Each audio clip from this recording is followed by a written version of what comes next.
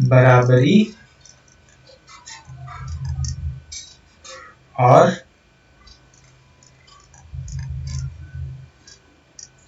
नागार्जुनी गुफाओं को देखेंगे।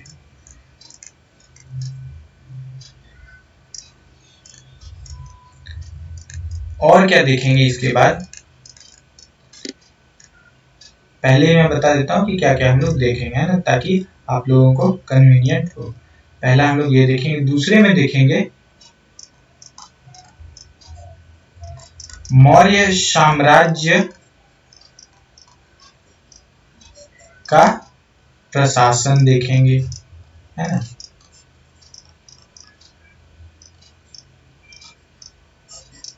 जिसमें से आज हम लोग केंद्रीय प्रशासन को देख लेंगे, ठीक है।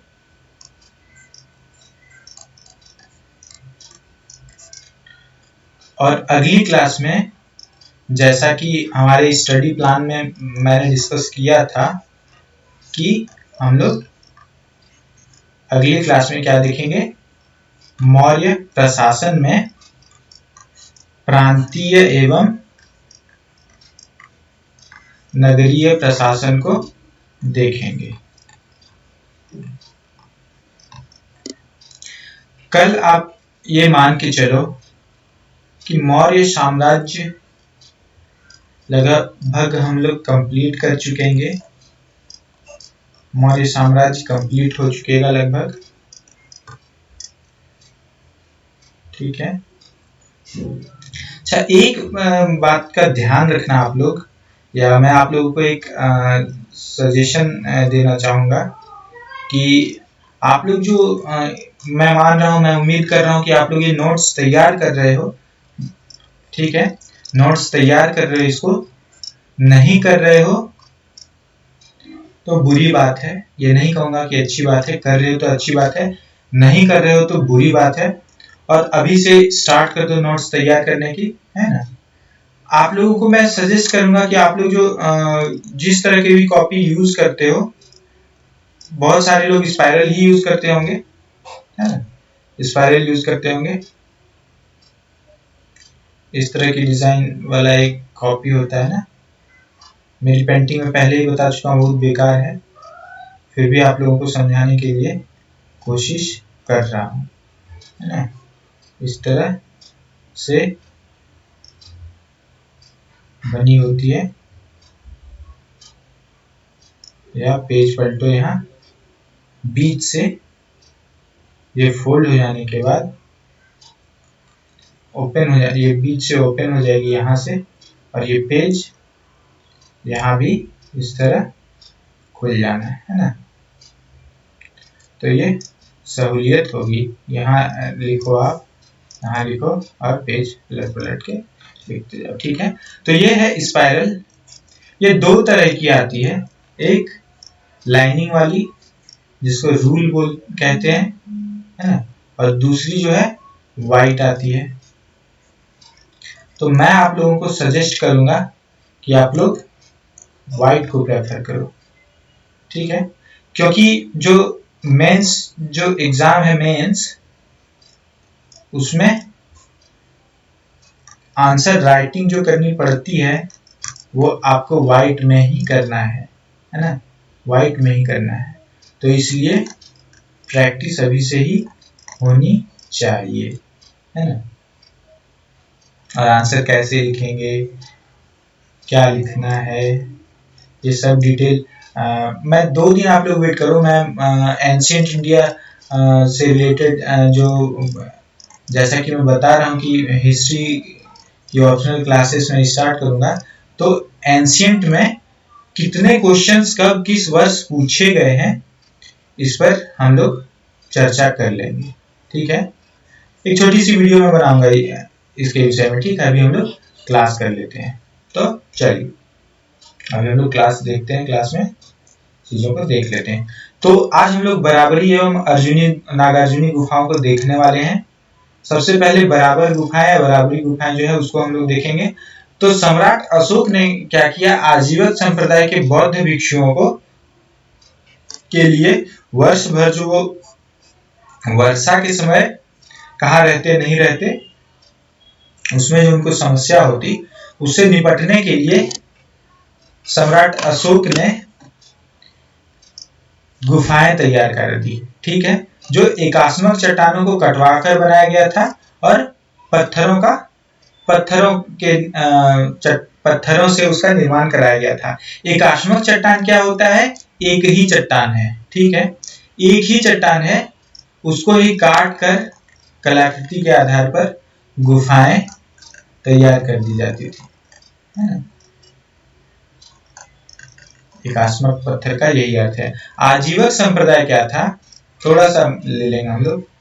ये विश्व का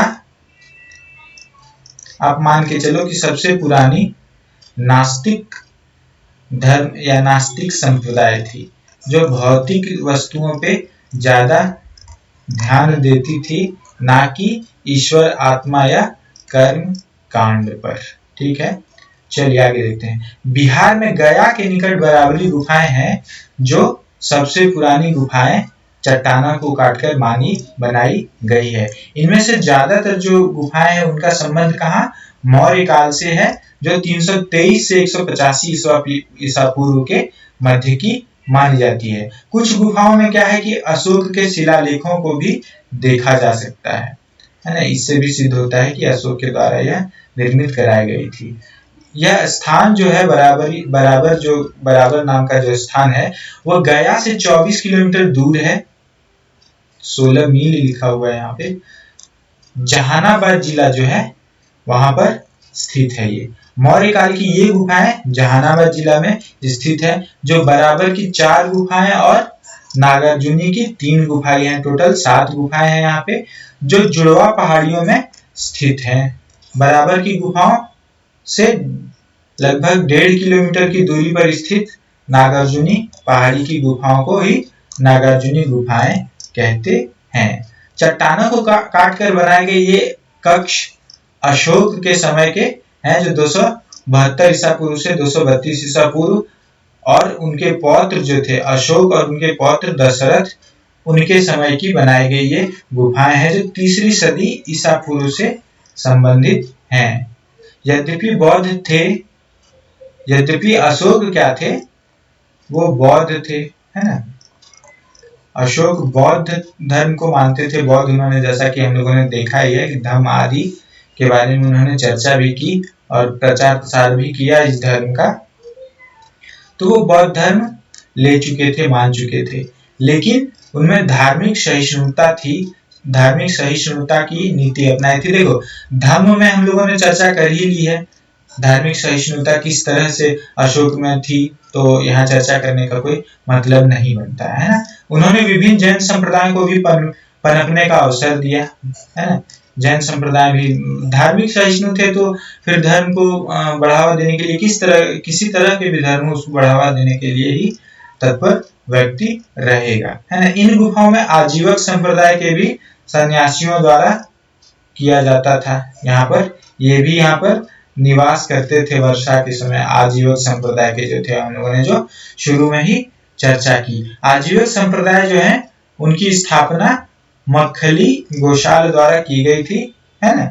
इसके अलावा इस स्थान पर चट्टानों से निर्मित कई बौद्ध एवं हिंदू मूर्तियां भी हैं, है ना। बौद्ध एवं हिंदू मूर्तियां भी पाई गई हैं। बराबर की पहाड़ी में 4 गुफाएं शामिल हैं, जिसमें से कर्ण चौपर, लोमश ऋषि, सुदामा और विश्व झोपड़ी, ये 4 गुफाएं शामिल हैं। इनमें सुदामा और लोमश ऋषि जो है, उनकी गुफाओं में चट्टानों को काटकर बनाई जाने वाली गुफाओं की वास्तुकला के सबसे आरंभिक उदाहरण है। यानी किस तरह की वास्तुकला थी उस समय, उसके इसमें अच्छे उदाहरण हैं। देखो, शुरुआती दौर में इसलिए इसे आरंभिक कहा गया, क्योंकि शुरुआती दौर में किस तरह की, देखो कोई भी जब हम लोग चीज स्टार्ट करते हैं या इनिशियल स्टेज में जब होता है वो, तो उसमें एक अच्छी कलाकृति नहीं होती है। आप ये कहो कि परफेक्शन नहीं होता उसमें, है ना, परफेक्शन नहीं होता है। तो उस चीज को आप पहचान सकते हो कि ये शुरुआती दौर की बात है ना। तो मौर्य काल में निर्मित वास्तुकला संबंधी विभिन्न मौजूद विवरण इसमें है। इसके बाद सदियों में गुफा वास्तविक महाराष्ट्र में, इसके बाद सदियों में वास्तुकला का महाराष्ट्र में पाए जाने वाला विशाल बौद्ध चैत्य के रूप में प्रतिबिंबित होता है, जो अजंता और कार्ले की गुफाएं हैं। अजंता और कार्ले की गुफाओं के बारे में भी हम लोगों ने जरूर सुना होगा, यदि हिस्ट्री कभी भी पढ़ा होगा तो, है ना। चलिए आगे देखते हैं। उसमें 4 जो गुफाएं थी उसको हम लोग यहाँ पे अभी डिटेल देखेंगे। पहला जो है लोमश ऋषि की गुफा थी, लोमश या लोमा ऋषि भी कहते हैं उनको।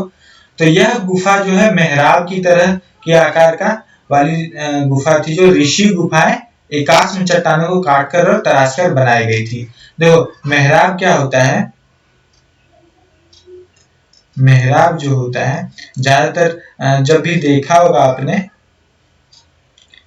देखना जो मेहराब जो होते हैं वो इस तरह से होते हैं ना। जो भी मुस्लिम धर्म में ना ज्यादातर रिलेटेड चीजें जो है मेहराब की तरह ही बनाई गई है ना। उसको गेट जो एंट्री गेट आप लोग देखोगे इस तरह ही रहती है, तो ये मेहराब है ना, मेहराब है।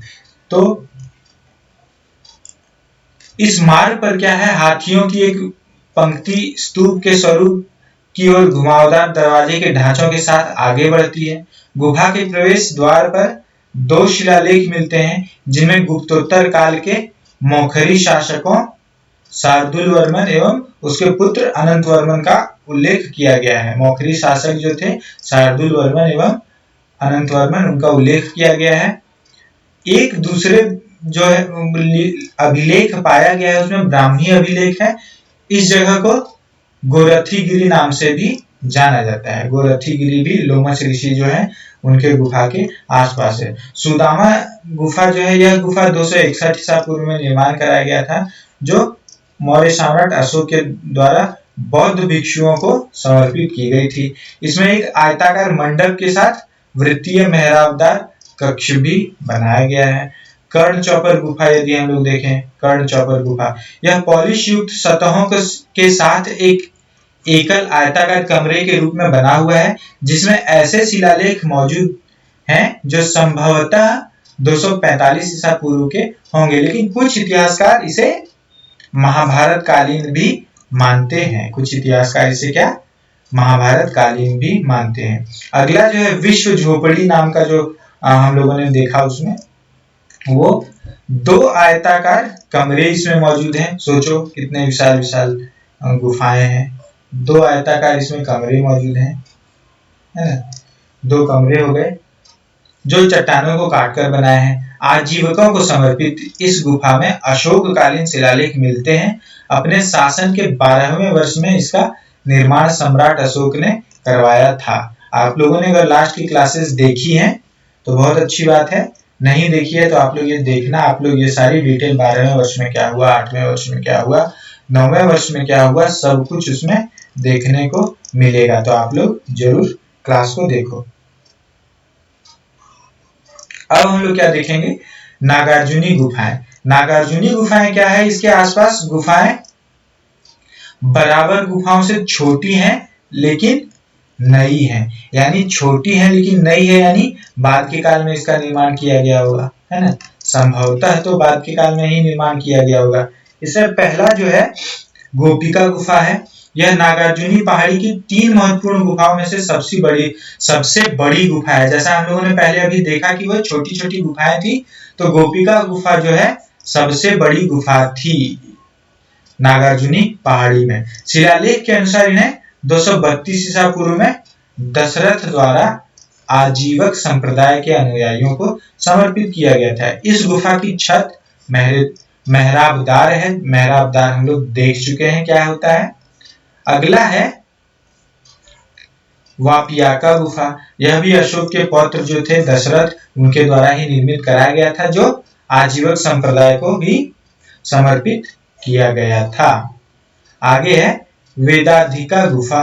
वेदाधिका गुफा जो है यह पियाका गुफा के निकट पश्चिम में स्थित है।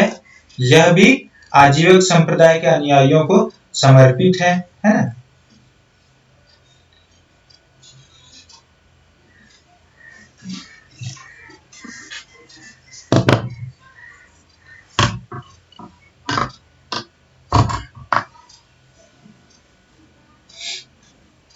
अगला हम लोग देखेंगे मौर्यकालीन प्रशासन को देख लेंगे। जैसा कि हम लोगों ने डिसाइड किया था, चर्चा हमारी हुई थी कि हम लोग इसके बाद मौर्यकालीन प्रशासन देखेंगे। तो पाटलिपुत्र के प्रशासन का वर्णन मेगास्थनीज ने पहले ही किया था, जो इंडिका में उन्होंने किया था। तो मेगास्थनीज ने पाटलिपुत्र को पोलीबोथा कहा था। क्या कहा था? पोलीबोथा, पोलीबोथा कहा था, है ना। तो पोलीबोथा कहा था किसने? मेगास्थनीज ने। तो ये सब ध्यान रखना, ये सब चीजें इस तरह के क्वेश्चंस बन सकते हैं। तो इन चीजों का ध्यान रखना, इस तरह के क्वेश्चंस बन सकते हैं, है ना। चलिए आगे देखते हैं। भारत में सर्वप्रथम मौर्य शासनकाल में ही राष्ट्रीय राजनीतिक एकता स्थापित हुई, है ना। राष्ट्रीय राजनीतिक एकता स्थापित हुई। आप लोग देख सकते हो जब चक्रवर्ती राजा की बात की जा रही थी, है ना, इतने विशाल साम्राज्य की बात की जा रही थी, तो राष्ट्रीय राजनीति के अलावा इस तरह की व्यवस्था कहीं हो ही नहीं सकती है। मौर्य प्रशासन से सत्ता का सुदृढ़ केंद्रीकरण था, परंतु राजा निरंकुश नहीं होता था। देखो, सत्ता उस समय केंद्रीकृत थे, लेकिन शासक जो है निरंकुश नहीं होता था, अपनी मनमानी नहीं चलाता था, है ना। तो शासक काफी अच्छे थे, खासकर अशोक के पश्चात। और अशोक ने जो धर्म की नीति है या धर्म को चलाया, उस आधार पर लोग जो है उस समय के काफी सहिष्णु बन गए।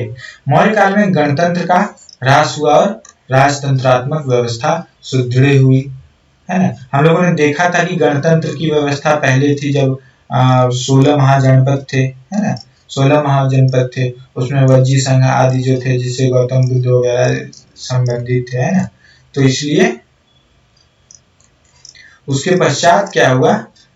गणतंत्र से यानी लोगों के तंत्र से यह क्या बन गया? लोगों के लिए जो सिस्टम था वह राजा के द्वारा बनाया गया सिस्टम, और राजा के लिए वह सिस्टम बन गया। कौटिल्य ने राज्य के सप्तांग सिद्धांत के तहत 7 अंग निर्दिष्ट किए, जो हम लोगों ने देखा था। राजा यानी स्वामी, अमात्य, मंत्री, जनपद, दुर्ग, 4 तरह के दुर्ग हमने इसमें देखे थे। कोष देखे थे, कोष क्यों आवश्यक है। सेना देखा था, सेना को क्या माना गया था। और मित्र देखा था, जो उन्नति एवं विपत्ति के समय काम आता है।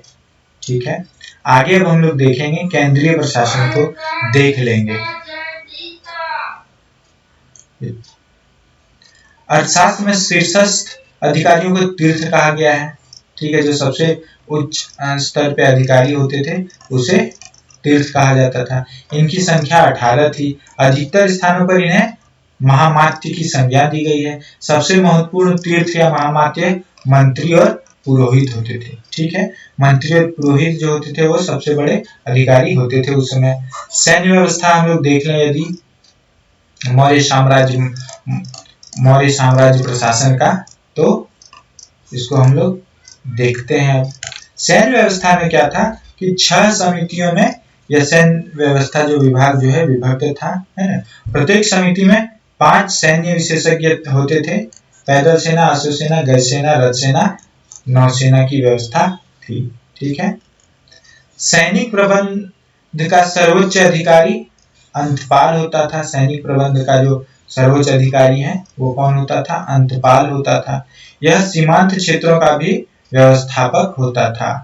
ठीक है, सीमांत क्षेत्र मतलब यह सीमा जो हमारा अंत हो रहा है, यहाँ किस तरह की क्या व्यवस्था की जाएगी, इसका भी ख्याल अंतपाल ही रखता था। ठीक है, अब मौर्य राजधानी हम लोग देखेंगे कुछ, कि मौर्य काल में कुछ प्रांत हुए जिसकी राजधानियां बनी और वर्तमान समय में वह स्थान कहां पर है। तो प्राच्य प्रांत जो था उसकी राजधानी पाटलिपुत्र थी।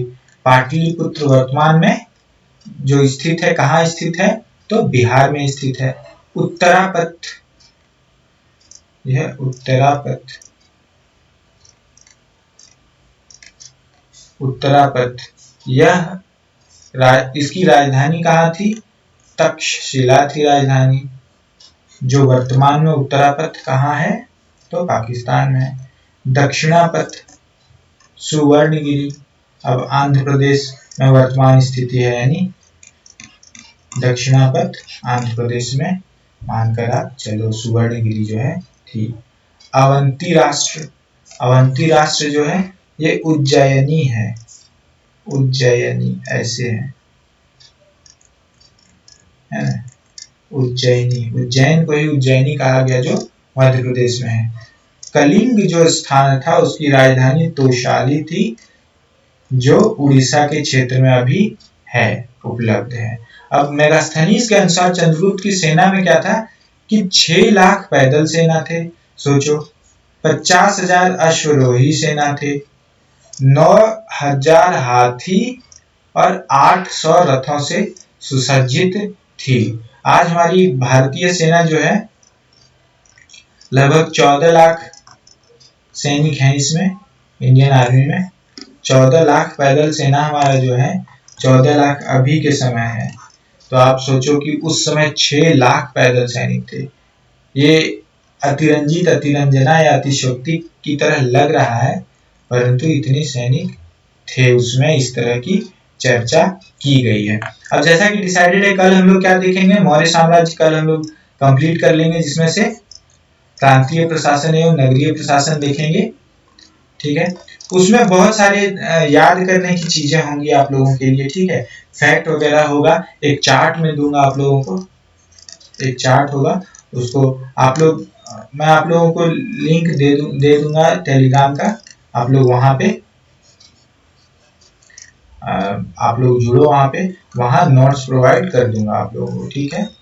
टेलीग्राम में आप लोग जुड़ो, आज से लिंक प्रोवाइड कर दूंगा आप लोगों को, है ना, सभी वीडियोस में लिंक दे दी जाएगी। उसके बाद आप लोग जुड़ो वहां पर, हम लोग फिर इस तरह से चलते हैं। और फिर मैं आप लोगों को याद दिला दूं कि हिस्ट्री के ऑप्शनल की क्लासेस में स्टार्ट करने वाला हूं, ठीक है।